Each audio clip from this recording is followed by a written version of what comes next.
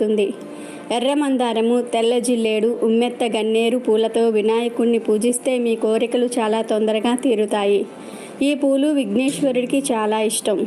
ఈ పువ్వులు పాజిటివిటీని పెంచుతాయి. వినాయకుడికి ఈ పూలతో పూజ చేస్తే మీ కష్టాలు తీరుతాయి. తులసి తప్ప మిగిలిన పూలు అన్నీ వినాయకుడికి సమర్పించవచ్చు.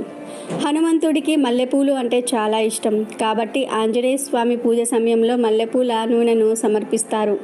ప్రతి శనివారం హనుమంతునికి మల్లెపూలు సమర్పించి మీ కోరిక చెప్పుకుంటే ఖచ్చితంగా నెరవేరుతుంది. ఎర్ర మందార పూలను ఇంటి ఆవరణలో ఉంచటం వల్ల వాస్తు దోషాలు ఏమైనా ఉంటే తొలగిపోతాయని వాస్తు పండితులు చెప్తూ ఉన్నారు. నేలపై పడిన పువ్వులను పూజకు వాడరాదు. ఎడమ చేతి నుండి తీయబడిన పువ్వులను కూడా పూజకు వాడరాదు. మరొకరి కోపానికి గురి చేసి తెచ్చిన పువ్వులు భగవంతుని పూజలో ఫలించవు. సువాసన లేని పువ్వులు, దుర్వాసన వెదజల్లుతున్న పువ్వులు, అపవిత్రమైన ప్రదేశంలో పెరిగిన పువ్వులను కూడా పూజకు వాడకూడదు. దొంగతనంగా కోసి తెచ్చిన పూలతో పూజ చేసినా ఎలాంటి ఫలితం రాదు.